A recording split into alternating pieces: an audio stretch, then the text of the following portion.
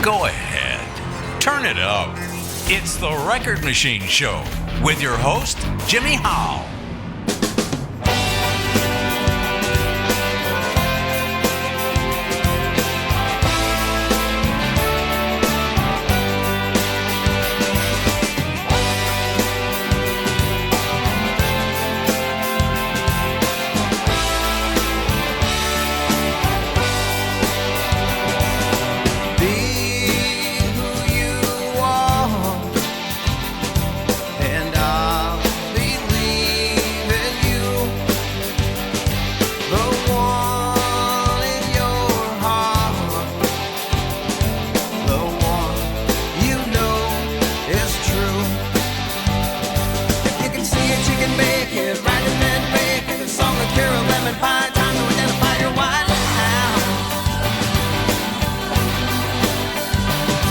Just make sure your contribution is loving the solution. Cedar seed, leaders lead together. We must crawl right now over me.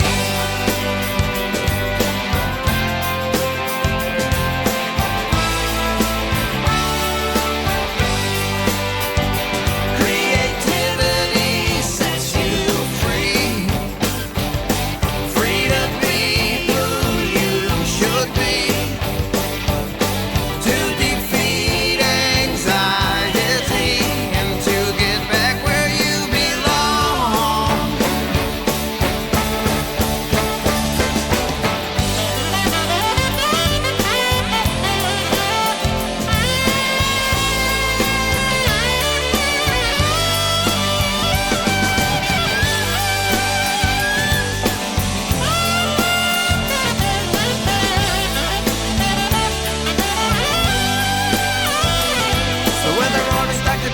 Guitar, potato baker, write a song, find a cure, bake the bread, pick your calling now.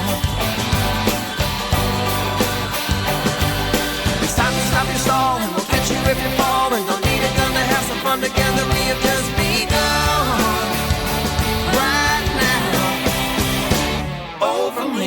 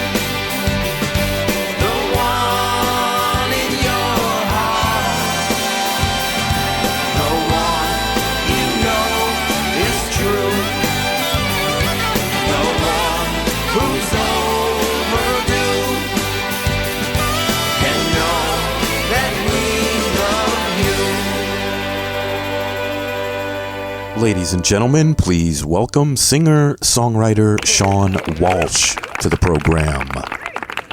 Hey, how you doing, Sean? Fine, thanks. Good. Where are you calling from today? I am in Treasure Coast, Florida. Oh, wow. I never heard of that place. Where is it near? Well, it's Port St. Lucie. Treasure Coast would be Vero Beach, yeah, just above Palm Beach County. Oh, nice. Yeah. How's the weather there today? It's 78 and sunny again. It's kind of boring. Wow. Yeah, it's 56 here in North Myrtle Beach. Okay.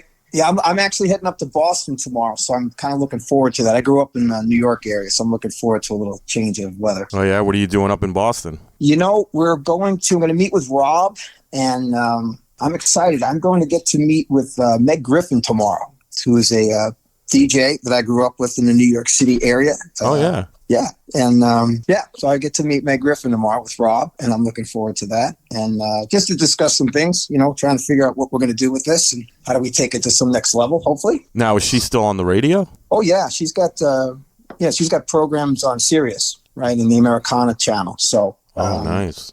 Yeah, yeah. I remember her from WNEW back in the day, Sure, right? New York absolutely. City. Yeah, I grew up on Long Island, so it was LIR, it was NEW, it was PLJ, right, PIX, and FB.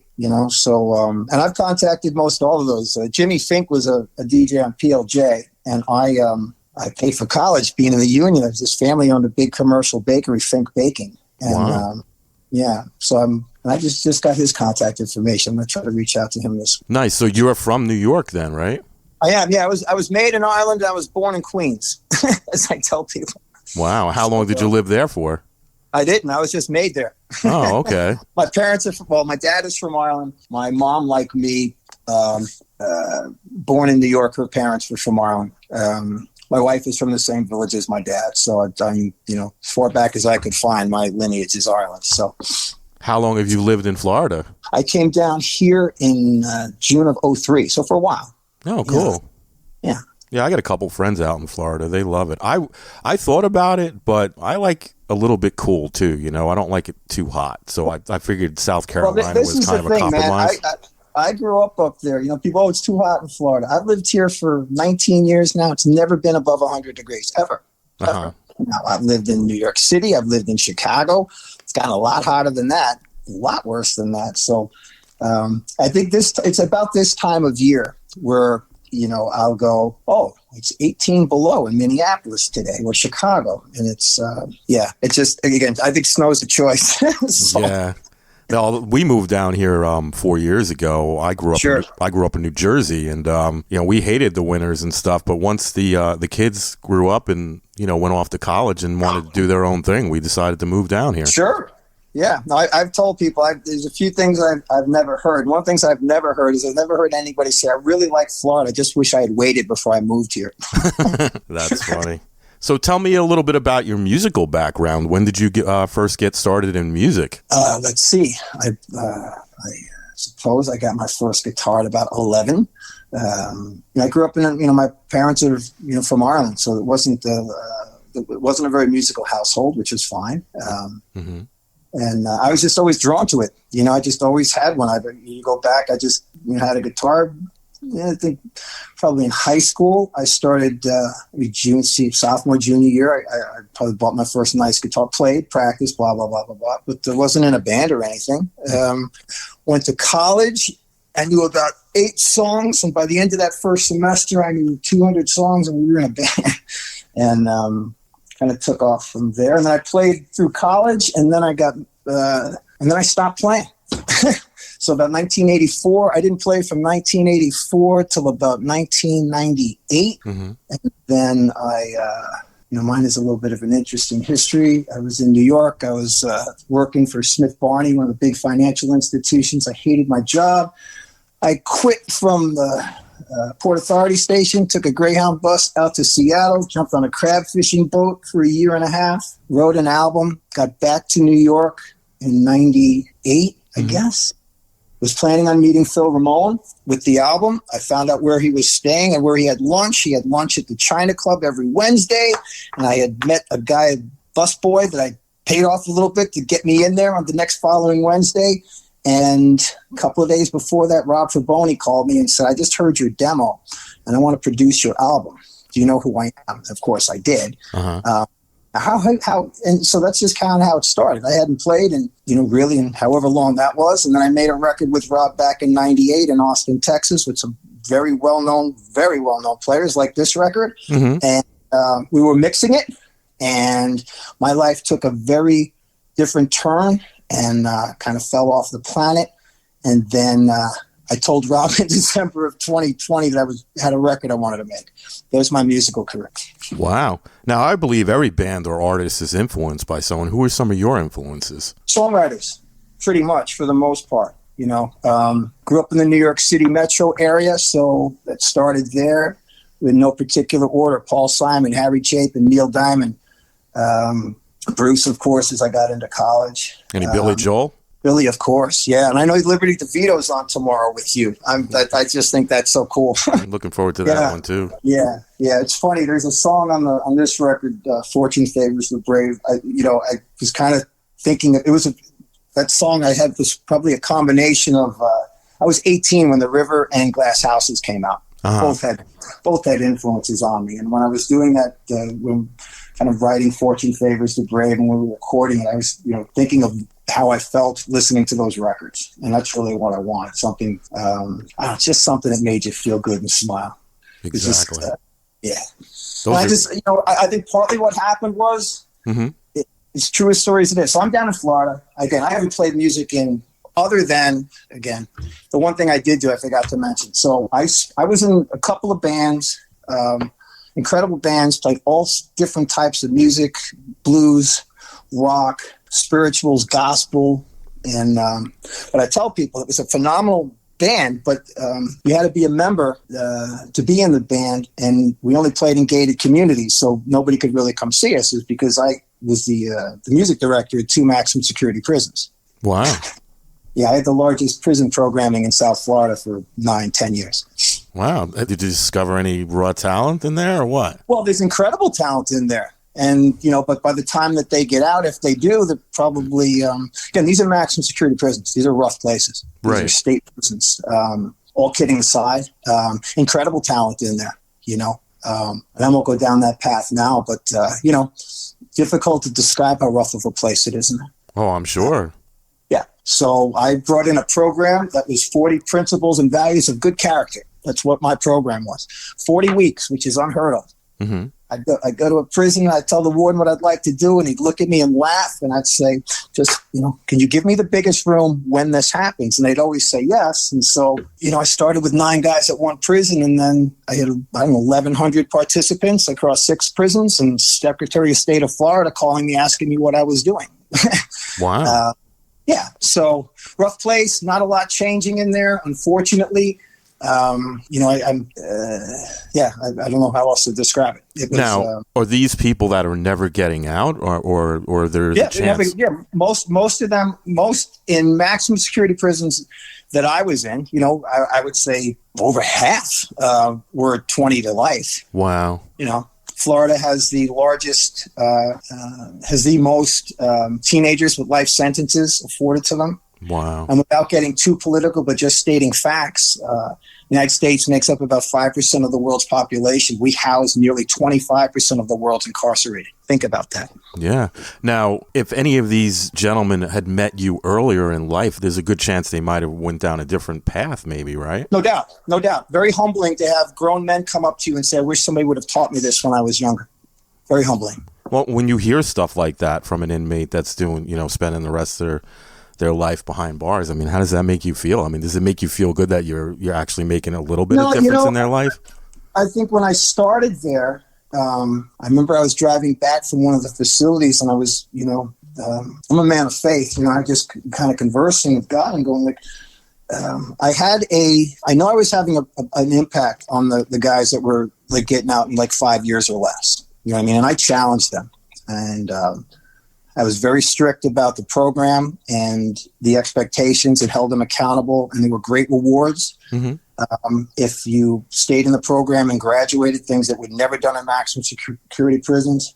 And as I would tell them all, the best thing that any one of you can do early on is to test me, so the rest of you will know that I'm serious. And I think that's part of it. It was because of the sense of consequence that was established, and the fact that I followed through. It wasn't just veiled threats or letting guys off the hook. It was a very disciplined program of what to do. So the 5-year guys, I could speak to them like a coach, encourage them, tell them what they have to do. You had to be if you didn't have a GED and you weren't pursuing it, I didn't allow you in my program, because what good is getting out without a GED? You don't qualify for 95% of the jobs on the planet. Right. So that became good, but I got kind of disheartened, but how do I speak into a man that's never getting out? Like, what's the point of all of this? Right. And the point of that became, which is why I got much more involved in, I set up a program, we called it a merit dorm. It wasn't faith-based, it wasn't political, it wasn't anything. It was based upon merit, that if you wanted to get into this dorm, that eventually everybody wanted to get into, because you made a commitment that you didn't want to be around gangs or drugs or rape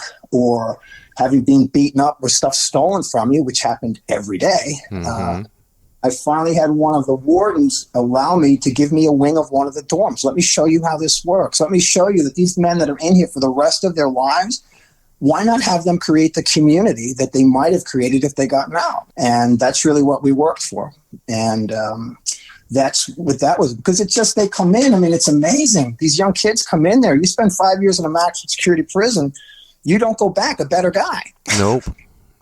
It used to be, penitentiary was penance. It used to be the Florida Department of Corrections and Restoration. No longer. Now they just store people. They don't restore them. They just store them for money. Wow. And so, it's it's one of the things that I think needs to be addressed with the many things. So, but the reality is, in terms of, and I've stayed in touch with Rob all those years. He and I are dear, dear friends. And but I was, it's funny. I was my wife's over in Ireland right now. I just got off the phone with her, and she was remembering this day, which would have been, I guess, August of 2021. I had met with Rob and with Nick. We were discussing making the album. I was working on it, kind of, and but not really committed to it. And I was crushing it in real estate.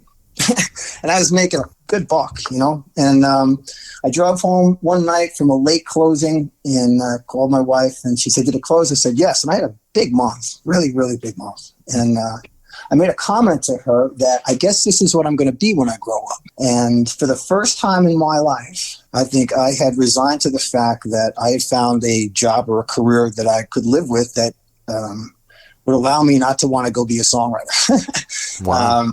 That always kept that little flame going in the background. And I was driving home. I was in a great mood. And my wife and I are a very good team working together. And I'm driving up to tell you the roads that I was on. I come to a red light. And the only way that I can describe it, Jim, is that an angel that looked like Humphrey Bogart came in through my sunroof. He grabbed me with one hand, by the collar with one hand. He slapped me across the head with the other and said, "What are you doing? Go make your music." Wow. I got home 12, 15 minutes later. My wife looked at me, "What's wrong? Like, did you have an accident? What happened?" And I said, "No, just that whole thing about I'm going to take all this money that I've made and go make a record that I'm supposed to make." And that's really what started that in earnest. I sent Rob a demo the next day that I'd been working on, and then just took off from there. Cool. Now, how do you approach songwriting? What's your creative process like? I'm going to say 90% of the time I'll hear a melody in my head, and not that it gets used, but just some line that matches. I don't really know how to explain it. And I love listening to other songwriters, how they write in their process. But for me, it's a melody that I get in my head, and I'll lay that down, normally with a hook or just some phrasing that I know how the words would go, and then fill in accordingly with my thesaurus and my rhyming dictionary, and away you go. That's cool. Now, like that experience you had while you were driving home, was that used in any of the songs that you've written? I think there were certain lines. Again, if I go to Fortune Favors the Brave, which is kind of a song written to anybody who was going to who didn't want to give up on something, right? To just go back. And though you may have failed at it many, many times, but there's a line in that song that I always liked. All that Ember needs is one holy wind to blow. I just believe there's tons of talent out there of people that just don't take that one step of chance or risk to break over, to pull through. And I realized that day when I was driving home that I was really close to settling into something that I think is really part of the problem we're having, is that here I would have been fairly well, I'm not a wealthy man, but I don't have needs of anything right now, that I'm blessed. And it's like, wow, like I was just going to settle on this, have my money, live in comfort, be in Florida, let the rest of the country be falling apart, have no influence. It doesn't affect me. So what's the big deal? I'm comfortable, and maybe I'll throw some money at some cause and write it off. I did not want to end up that person. I wanted to get on the front line. And so, that's when I started writing, just taking a real honest look at who I am, where my country is at. My father's an immigrant. There's all sorts of issues that I was pulling from. And to try to write something that I had a connection with music when I was a kid. It got me through the day. It was something that made me feel good. It was something that, in certain ways it's been weaponized. And I wanted to write an album that made people think, but also made people maybe have some fun, at least on this one. Next one's almost done. Cool. Now let's talk about this album. It's called American Son. How did this project come about? Who are the players, and who are some of the producers on this album? Well, okay. So again, I met Rob Fraboni in 1998. And I did an album with him then, which had great players on it. You know, George Roselli played drums on that album, who went on to be with Bob Dylan for 18 years. And Bill Dillon played on that album, who was Daniel Lanois' secret weapon. He played with Peter Gabriel and Sarah McLachlan. Brilliant. One of the most brilliant musicians I've ever met. Kevin Barber played on that, who's an arranger, fabulous keyboardist and arranger down in Austin, Texas. My friend Blondie Chaplin sang on that. Came on at the end. He's, Beach Boy, how he's not in the Rock and Roll of Fame. Member of the Beach Boys, the band, and the Rolling Stones. But what do I know? And then I stayed in touch with Rob, over the years, and we stayed in touch. And then I called him and he said, let's put a band together. So this band, this recording band, I'll call it, it's not my band, it's a recording band, was really started with Nicholas Tremulous, who is the musical mayor of Chicago. Nick has been with Rob since the 80s. And at Violin Records. And Nick he's just a brilliant mind. He's well respected, and he knows every major player in Chicago. So when Rob and I were talking about what do you want drummers, it's again with Liberty DeVito tomorrow, like the drummer to me, if you're going to put a band together. So, I had George Roselli, and then I had Kenny Aronoff. Rob said, what do you think about Kenny Aronoff? Yeah, that's a big name. Are you kidding? So at the end of the original tracks, the original recording, which was Kenny, myself, Nick, and Derek Brands on bass, you let the notes ring out and it's quiet, and then you exhale, and then I would just start laughing, and my wife goes, "Why are you always laughing?" Because I said I'd look out of the control at the booth, and Kenny Aronoff was the drummer. It's so funny to me. Great guy. He and I got along really well. So Kenny Aronoff on drums. Ivan Neville came by to put some keyboards on a couple of tracks. He was a great guy again. Really enjoyed his time. Paul Von Merton is a sax player. He's Brian Wilson's arranger. He did the horns and the strings on the Lord's Prayer. Nick Tremulous did all the other arranging and almost all the electric guitar work. I had members of Poidor Pondering on the strings. I had, if you've heard it, the sax, the horns, just fabulous players, man. And it's not a name dropping thing, but, for me to come out of nowhere, I was very blessed to work with that level of talent. It gave me great confidence to do my part. Awesome. Now you had a couple of singers on there too, right? I have, Blondie came on. There was 5 students from Columbia College, where Nick is a teacher. And again, just fabulous. These kids came in, and though they were all incredibly talented, there was one young lady just kind of stood out to me. The first time I made a record, I did 95% of the harmonies, and on this record, I remember looking at Rob when we finished the first couple of days, and I said, I think I'd like to have somebody else singing the harmonies. We were thinking about it. He said, what are you thinking? I said, well, I'm thinking a combination, I might date myself, of Nicolette Larson, Rosemary Butler, and Emmylou Harris. That's some combination of that. And then I saw Gracie Levinsky singing amongst those 5, and I just pulled her aside and I said, I'd like for you to sing some of the harmonies. And she just did a fabulous job. And Nick sang harmonies, and Blondie sang harmonies. And it was a lot of fun. Now Kelly's on that album too, right? Kelly sang on, I didn't know that you knew Kelly. So Kelly came on. Kelly's Rob's wife. Kelly, we went back to put the horns and the strings on the Lord's Prayer. And I was going to do a couple of vocals, and we're going to do this one song I'd written for my dad, Since You're Gone. And we went in, we did it, and I had rented we had an Airbnb in Chicago, and I was staying there with Rob and his wife and their daughter and godfather. And, tragically, Kelly passed the next day. I heard. It's terrible. So here we do a song called Since You're Gone, written to my dad, and I have to sit with one of my best friends, Rob, and mix that with her singing. Yeah, and, it's kind of emotional. It was an emotional song to begin with, and one of the things that we did do was when we were mixing the record, Rob's daughter came in and sang on that song as well. Yeah. Yeah, isn't it ironic though that you have a song called "Since You're Gone" and then that happens the next day? It was a very, very, very humbling experience for me, and just the frailty of life. Just how quickly. I'm fortunate. People have heard this, and some I know, some I don't know. You're going to be this. You're going to be this. You're going to be this. You're going to be this. And at the end of the day, nobody knows what tomorrow's bringing. So I'm very thankful for how far we've gotten with this. I think people are a little surprised. I do have great hopes for it, but if nothing happens, I'm not going to fall apart. Keep going. So yeah, I had Kelly on the show about a year ago. And I got to talk to Rob. It's one of the things. How much of that I ever want to go into, and I want to honor her in that privacy. But since you know who she is, that's different for me. So I'm okay with that. Yeah, we spoke on the air for about an hour. I had her on the show, and then from that interview, I interviewed Rob too. So it was a good experience. I mean, she was a lovely woman. Oh, and I was, I was so excited. And literally, I mean, I'm probably the last person. She and I that morning were having coffee at the place we were staying. And she wasn't just a talent, but she had really a business mind, which I was very appreciative of. And I was so excited for my wife to meet her and how well I thought they would. Even now, it's just,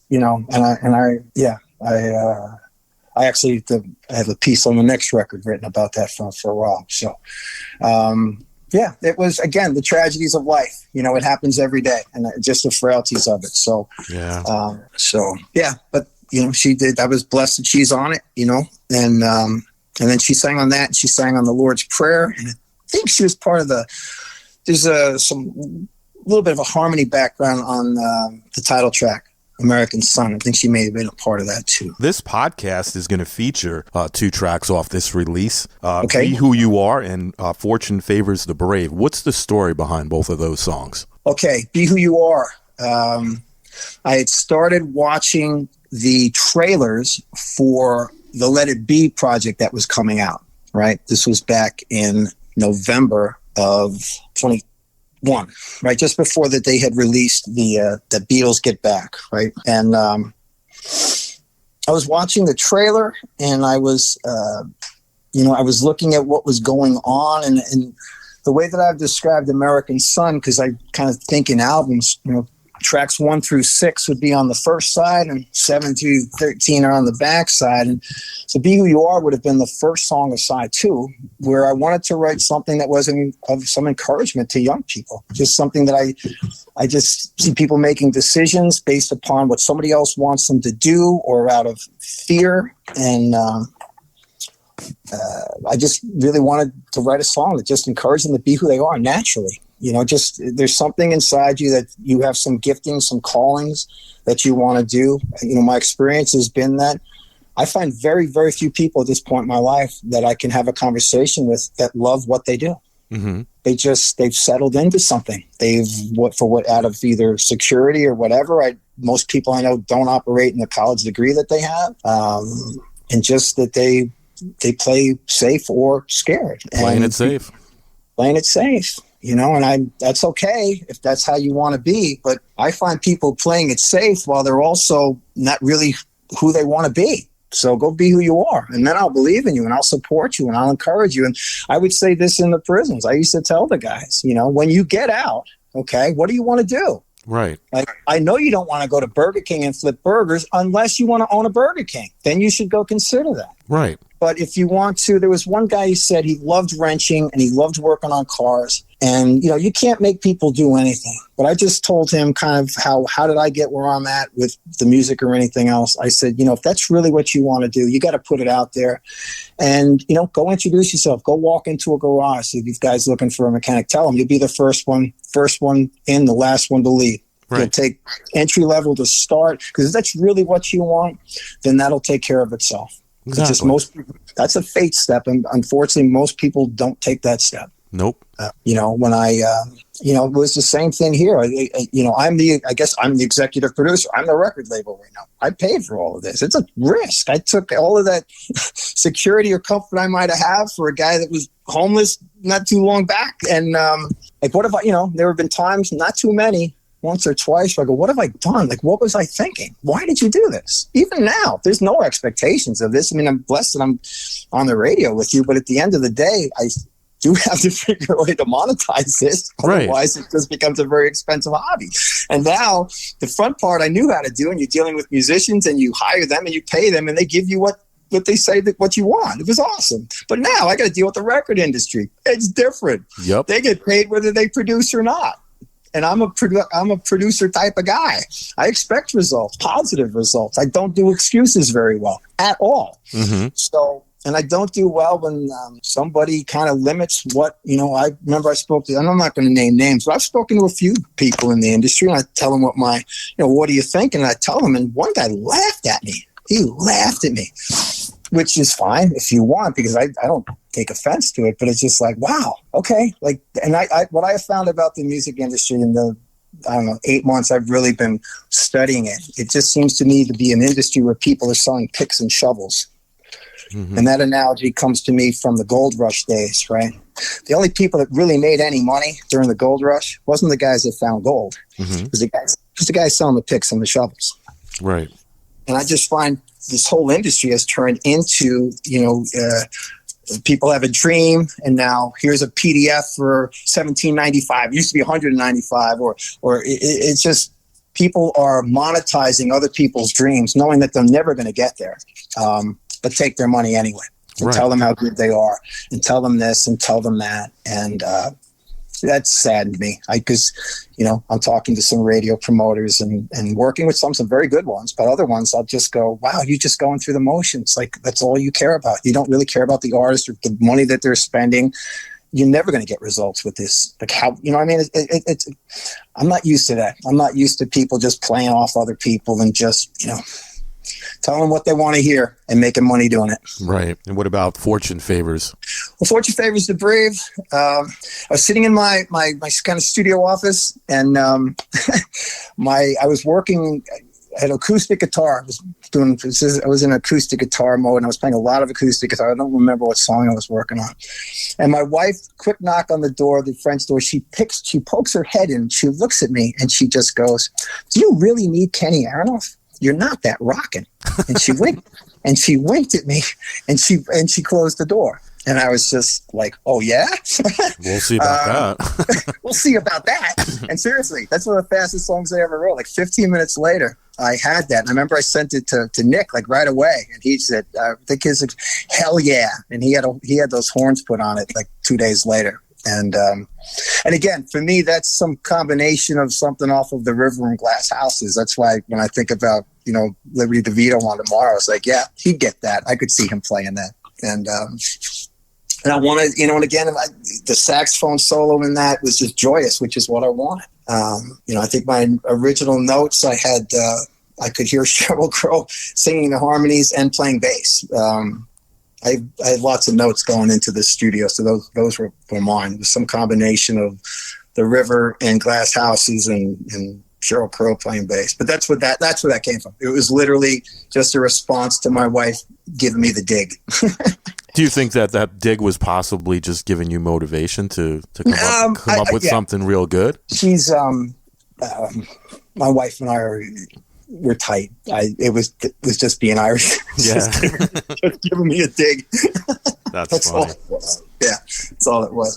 Now, with the release of this album, will there be a music video for any of the tracks on it? Sure. Actually, there's a it's cost, right? It's dollars. It's what you can afford. So the single "Be Who You Are" is being released today. There's a radio promoter out in California, Howie Rosen. Howie just kept contacting me, and he said he heard it as a hit song, and we created for that song. We created a Japanese anime video for "Be Who You Are." Nice.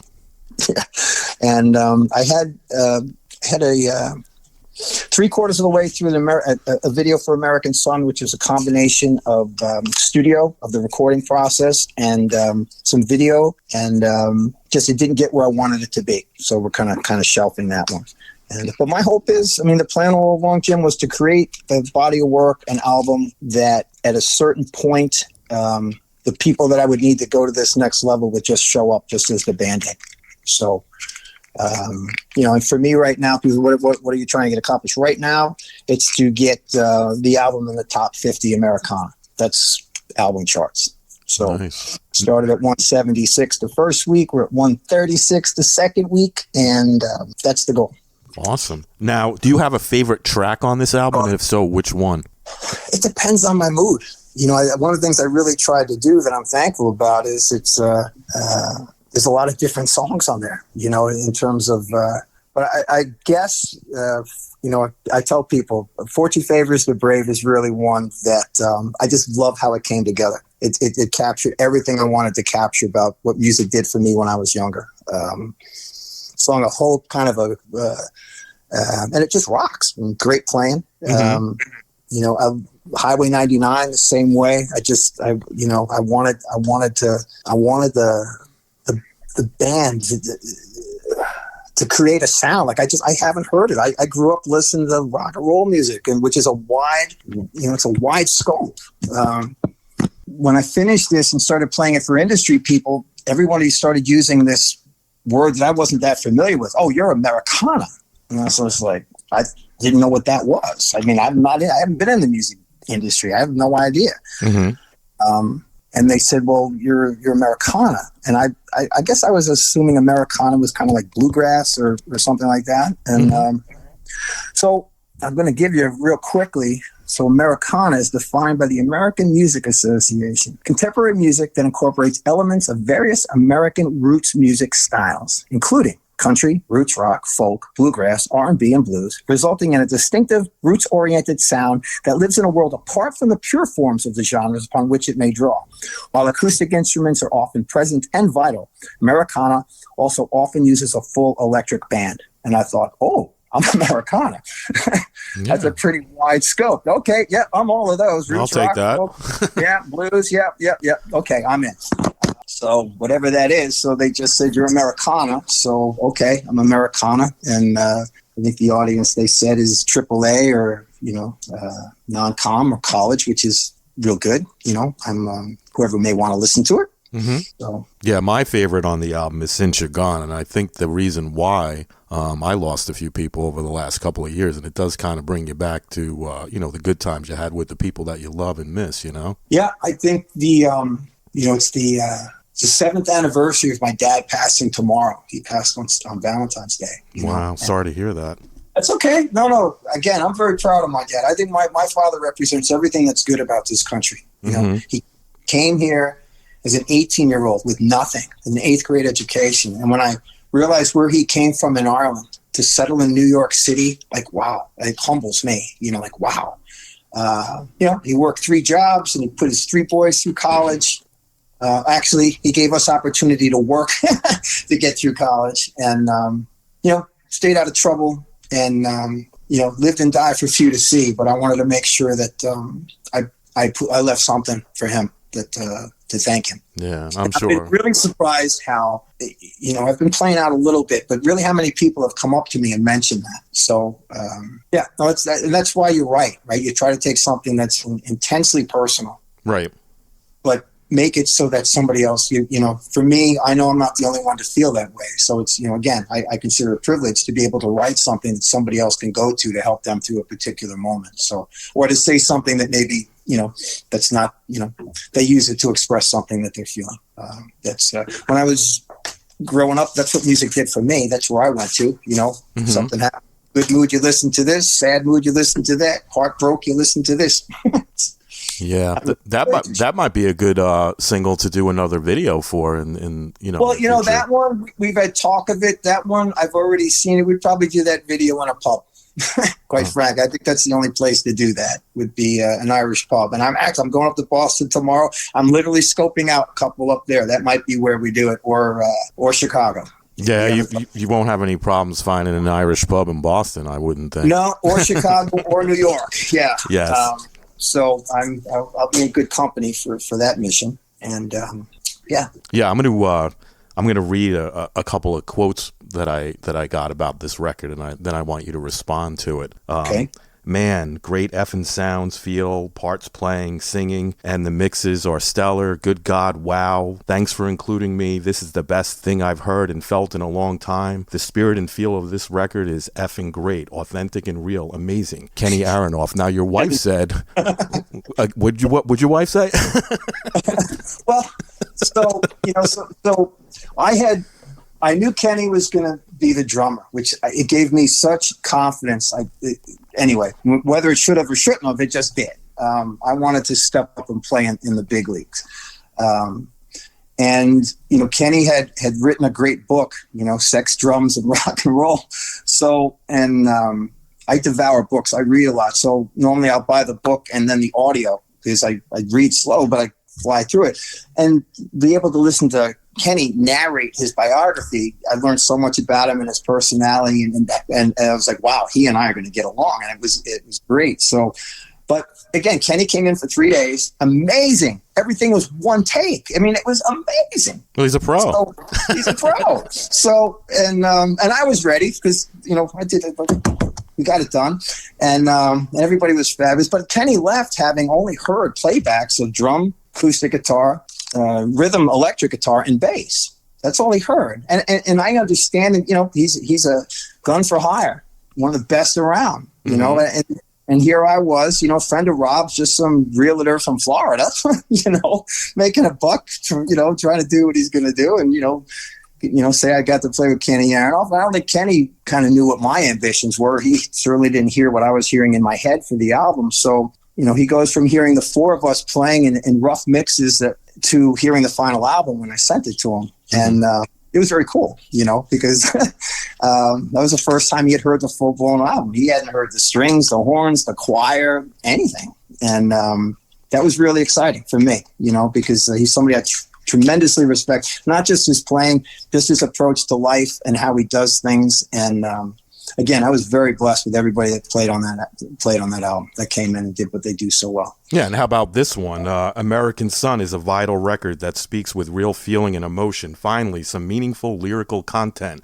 It gets better the more often one listens. There are a few records released today that are this kind of gift. From the songs to the musicians, passionate performances. This is as good as it gets, Rob Fraboni. What does it feel like when you read stuff like that from legendary people like that? Yeah.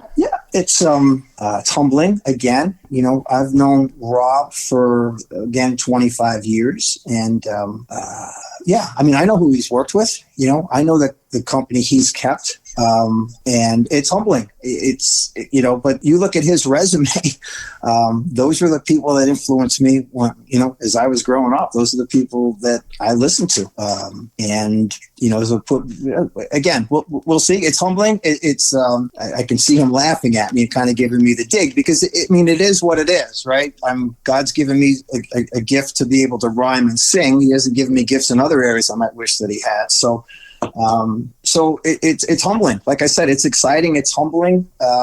But it's I'm not sure really how else to explain that. But I will say this. Again, you got the difference between confidence and arrogance. I was expecting it to be good when we were done. Rob laughs because he goes, I heard the album in my head. I knew how it went, and I was, I heard certain things and he heard certain things, and we're a great combination together, and I trust him and he trusts me.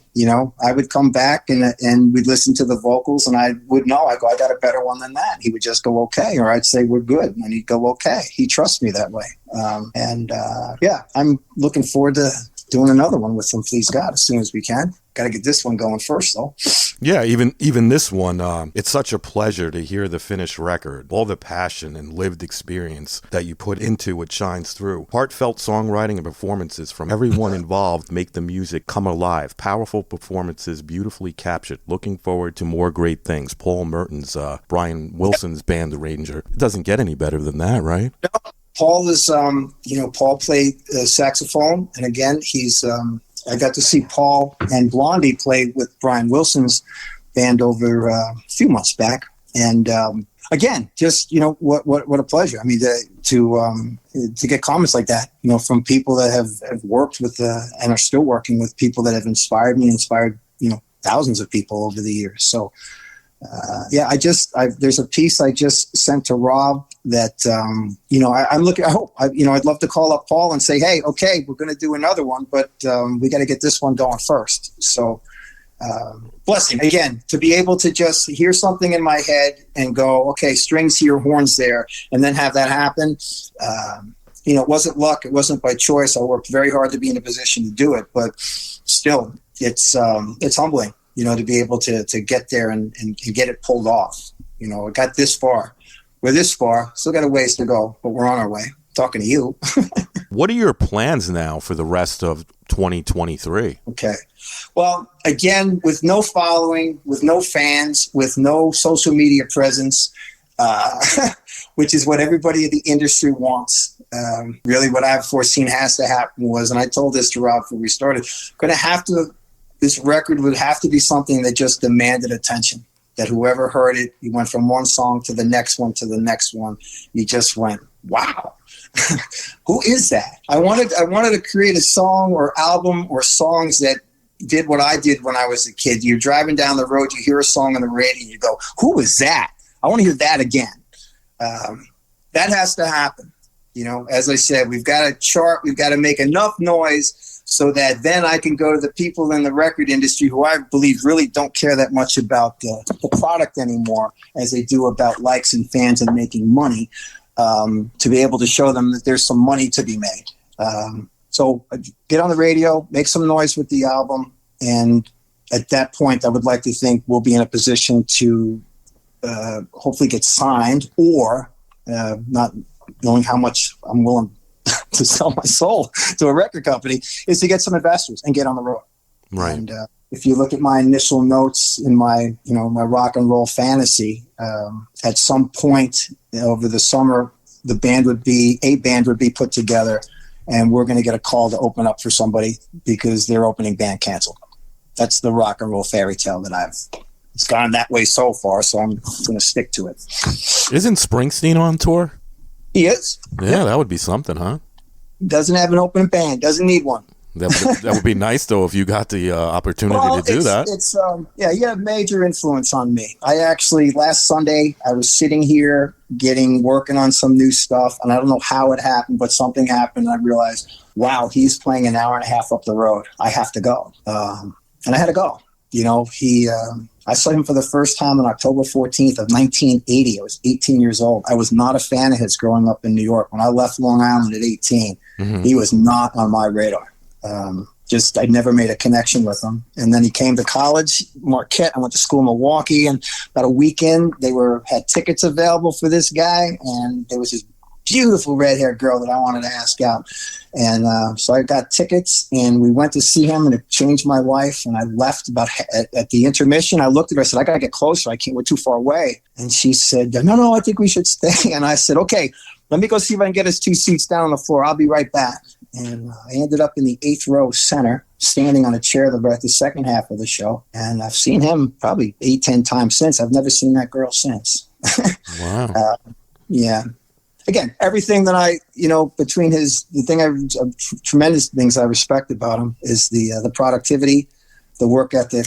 And as I read his book, really, I think it was one of the things that put me over the hump was to go for this, was after having read and listened to Born to Run, was his struggles with mental health. And I know them intimately. And there was something about that thought, wow, he got through that. Then I don't know how to say it. It gave me confidence to keep going. I stayed out of it. It was more important to keep my sanity than to try to make it at whatever that is, making it back in the day. Now I don't care. I'd like to, but we'll see what happens. Yeah. Now, outside of music, do you have any other interests, like hobbies, sports, stuff like that? I'm down in Florida. I love getting to the beach as often as I can.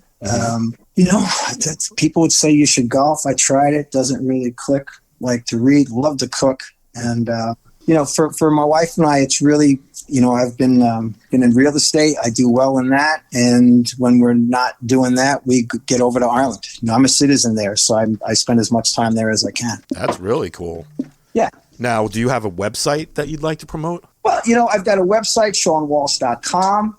certainly you can go to that. You could see some of the guys playing in the band and the gals and everybody involved in some of the story. And there's that. And I guess we're going to have a YouTube channel that starts this week. And, I've got some cool stuff that was shot from the studio. And and my hope, Jim, is that at some point soon, somebody with better skill set than me in the next step of this contacts me and says, hey, I want to work with you. That's how it's kind of gone so far. And then you make good decisions to surround yourself with good people.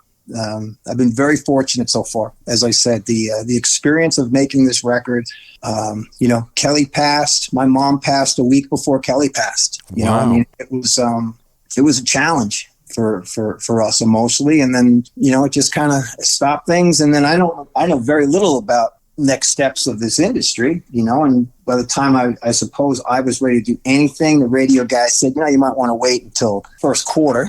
So I spent the winter just really working on the next album. That's really what I've been doing, is just to go out and be ready. And hopefully the next step is to put a band together, rehearse, and start playing. Now, will Rob produce the next album as well? Oh, I would say that would be all but certain. Yes. Yeah. I right now, I couldn't think of working with anybody else but him. Because again, we've done two.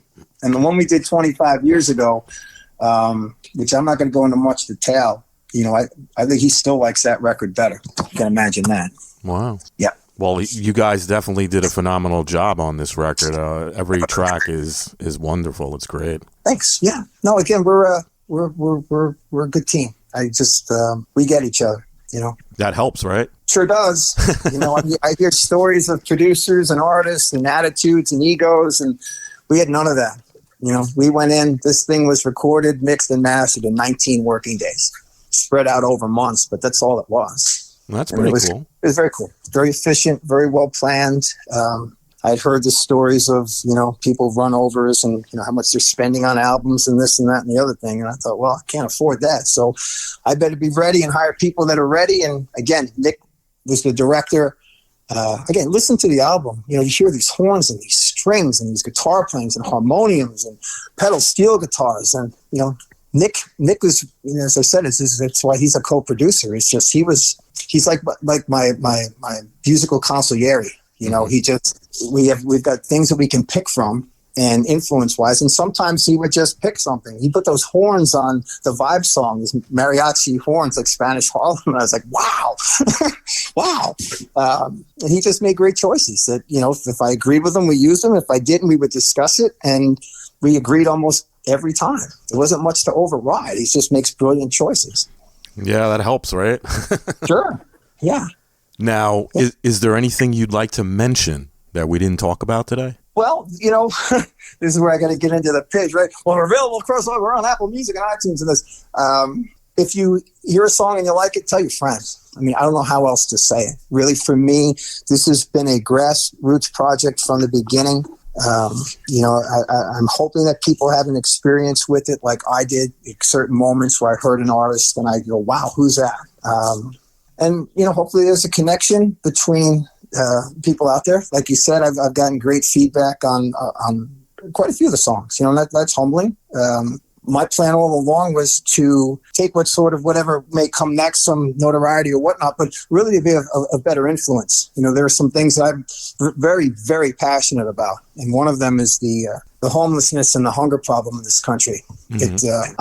I'm just amazed at it, that a country of our riches and that we have all these people homeless and hungry.